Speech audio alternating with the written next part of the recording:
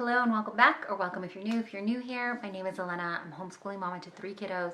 Today we're going to talk about books. Normally we can talk about anything from homeschooling to homemaking. So let's dive in. I wanted to talk about April and the reading that got done. And when I sat down to start this, we still have maybe 4 more days of April. And I thought I didn't think I read that much, but when I went to check in on Storygraph, I've actually read 8 books, so not too bad. And I think I'm going to be able to finish 1 more before the month is over, but we'll see. Most of the books that I read here on the channel come from the library. I wanted to say use and utilize, and I don't know what word was coming out, but we use or utilize our library quite often. And so I don't have a lot of the books anymore to show you because I've already turned them back in. But the first book that I finished, I almost didn't remember how to jog my memory. Julia Monroe Begins Again by Rebecca Millett. I have not been reading my books this year because I found that towards the end of last year, the last few months, I just felt this pressure to rate all of them. And then I was like, oh no, I'm going to hurt someone's feelings if I only give it a 3-star rating. And then I had all this internal second guessing in my head. And this year I was like, you know what, we're just not even going to do that. We're just going to read the books and enjoy them. But I say all that to say I rated this book because it was a 4-star for me. It was almost a 5-star. I don't know if I had a little trouble getting into it at first. I might, but I'm noticing that's kind of a pattern for me. So this one is about, I added it to Oshina's Christian Romance 2024 challenge that she has going on. So I think my original intent was to look for books to catch me up on the challenge because I haven't been doing too good a job with that one. But this one is a kind of a second chance romance and also older romance. So the characters already have established families. The woman, Julia, has a cleaning business and she already has 2 sons that are in college. So that's what I mean by older and established families. She is a widow, and there are some, I guess they would be trigger warnings because there is a lot of sadness in here. Her husband's death, but it also, the male interest in the book, Samuel Reed, is a Green Beret, and so there's also touches on a little bit of him and his story and what happens. And so Samuel comes back into town. They were together for a while prior to her meeting her husband, and she wants nothing to do with him. The way that their relationship ended was very, very rough. Samuel has since turned a leaf and become a new person, but Julia she doesn't really want to know. She doesn't really want to care. But she finds herself being drawn to it. They actually meet or see each other again at church, and so Julia is trying to be kind to him and be a good Christian woman to him, but at the same time keep her distance and boundaries, and she's having trouble figuring out how to balance the 2 of them. So it goes and follows their stories together, what happened. Like I said, read up on what the trigger warnings could be for you, but all in all, I just thought that the way that the author carried the story and delicately touched on everything, I just thought it was very well done, and it was a good read. So I finished that at the very beginning of the month. I probably started reading it in March, and that's why I finished it. The next book that I read was The Amish Quilt Maker's Unexpected Baby by Jennifer Beckstrand. This is part of a series, and so I picked this one up. This was a digital read. Most of the Amish reads that I read, I find are digital e-reads that I'm looking for, because those are the ones that I'm reading in the evening hours to kind of calm myself and just relax and unwind for the evening. So I'm reaching for these really endearing and comfort type reads, and so I'm noticing that most of them turn out to be Amish reads that I'm picking up, Amish romance books. This one follows Esther, and Esther is determined to kind of be a single woman. She is Amish, which is kind of unheard of in the Amish community. Usually you are married when you're young and you have your family, and you continue on with life. But Esther, it says, has decided that she is just going to be an old maid and not marry.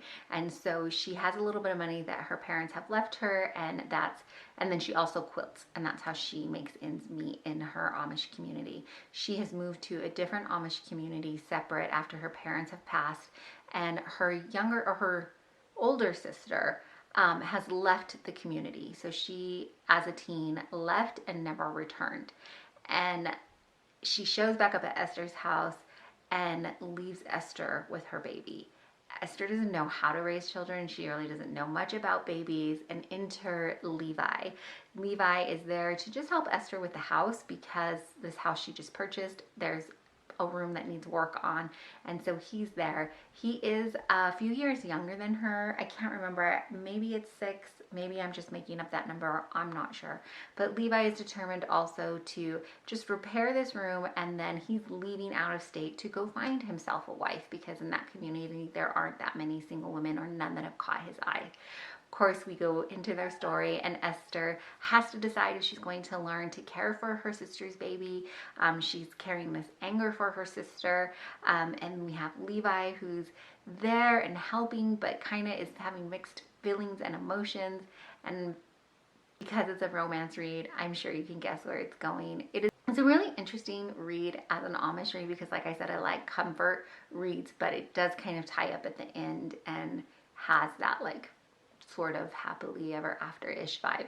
So I read that one. That was the first in the series, and I believe I did. The next book, I picked up the next one in this series, The Amish Quilt Maker's Unruly In-Law. This one follows Levi's younger brother, Ben. Is that his name? Yes, Ben. And Ben is kind of a prankster. He's fallen in with the wrong crowd. He's not sure if he wants to be baptized into the Amish faith.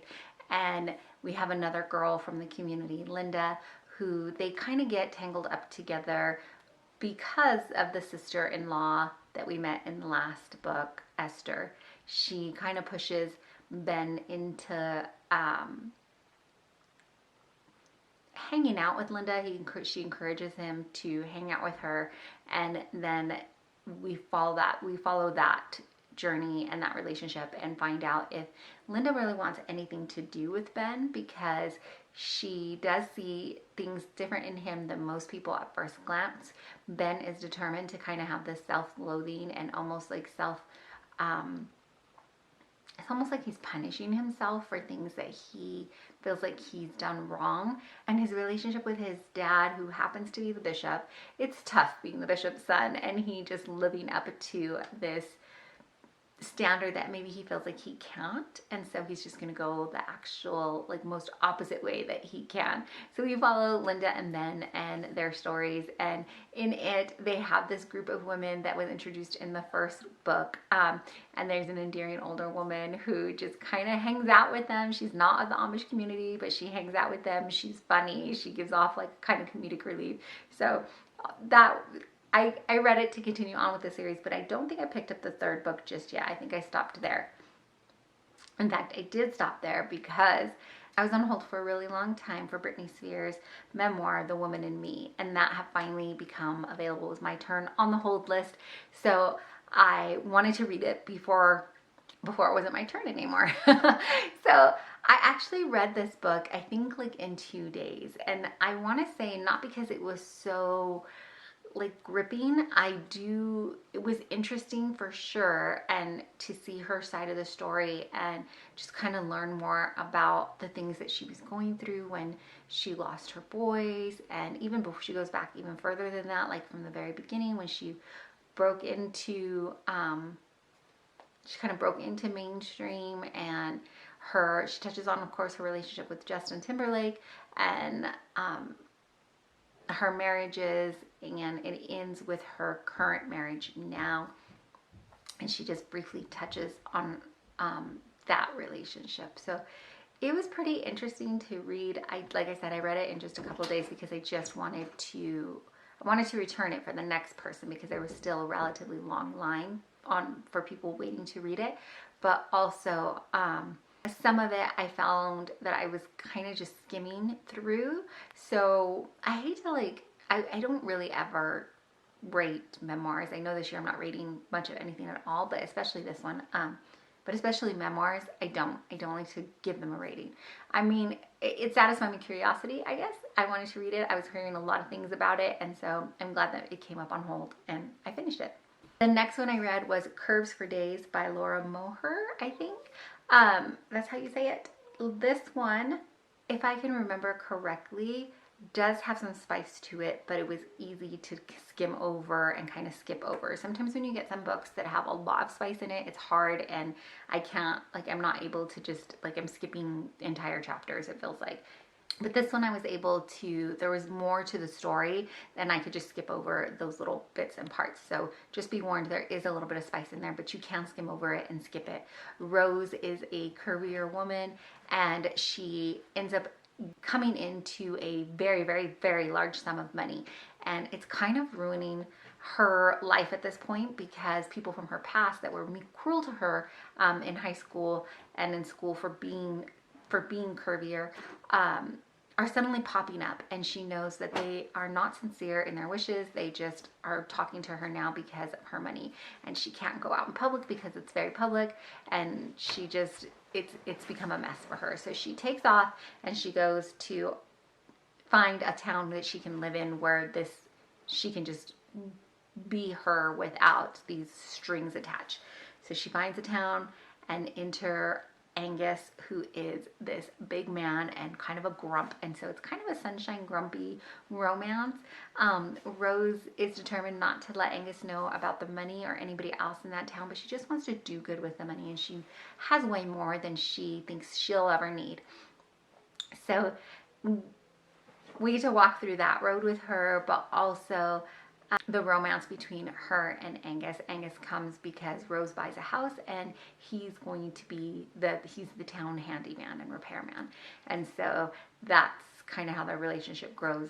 There are some other really amazing side characters in there as well, and the way that Rose kind of confronts like another grumpy woman in here, I think there was more to the story than just the romance, and I really enjoyed it. I think there is a second book to it, and we follow another character in it, but I haven't picked that one up yet. And then another ebook that I picked up was Just for the Summer by Melody Carlson. Okay, I have a guest in the room, so there's probably background noise, but the Just for the Summer was, I'm trying to refresh my memory. This is what I like to film, like as soon as I finish reading the book, but I just haven't been able to do that. This one was a really cute read. This is about Jeannie and Jacqueline, and they swap jobs. So they're both managers of hotels. Jacqueline is the manager of her grandfather's fishing resort. It's not really a resort, it's kind of run down, it's small town vibes, that kind of thing. And then Jeannie is the manager of a well-to-do bigger hotel. Jeannie's tired of this kind of life. Her manager there, her direct supervisor, is the owner, and she just is tired of her, the way the owner treats her and speaks to her, and it's time, she needs a change. And so they find this site and they switch jobs. In switching jobs, of course, they almost switch lives.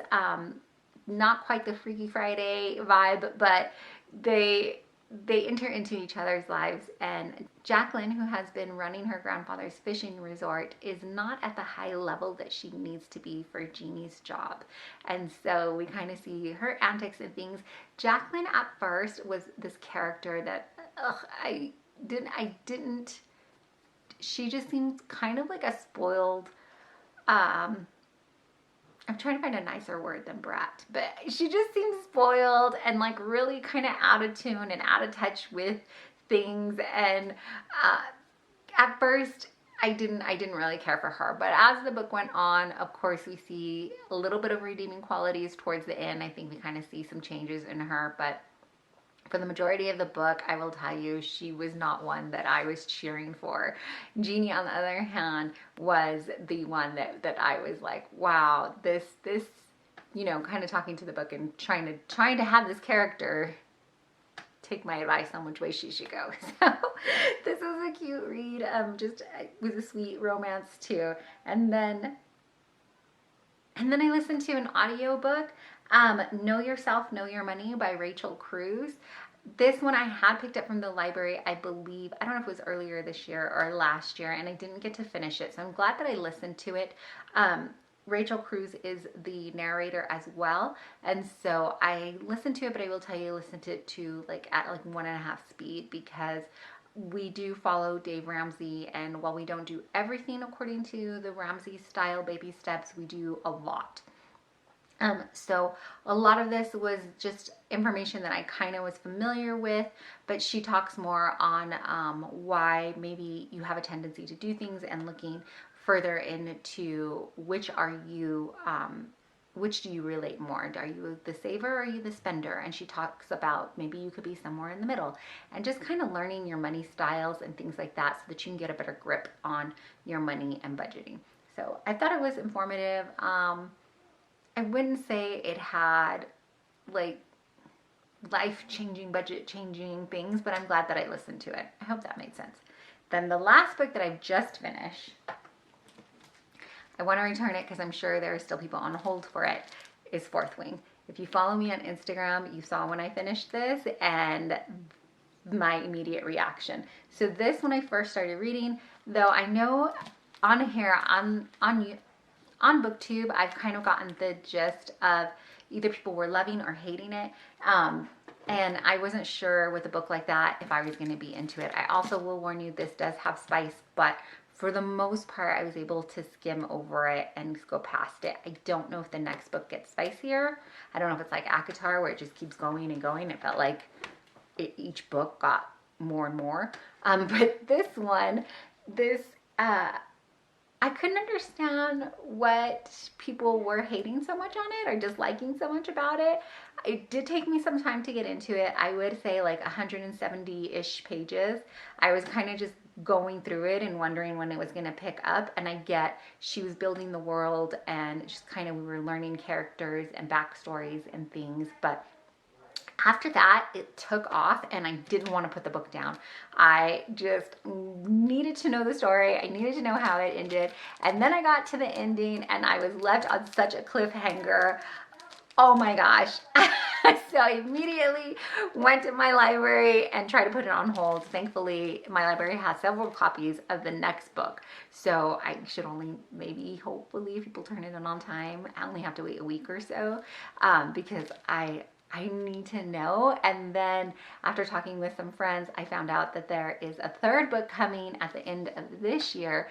And so now I'm like, I don't know, do I even pick up the second one and then leave myself with more questions and more cliffhangers? But I have to, because I have to know what happened. So I was one of the ones that really enjoyed the book. I could see where people just latched on and were like, this is the next series to read. I know that most people, it's not new anymore. They've already read it. They read the second. They're just waiting on the third. But like I said, we check out a lot of books from the library, and I was on hold for quite some time with this.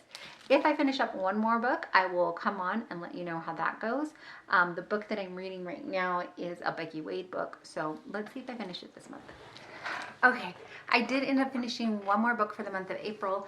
I read Becky Wade's Memory Lane.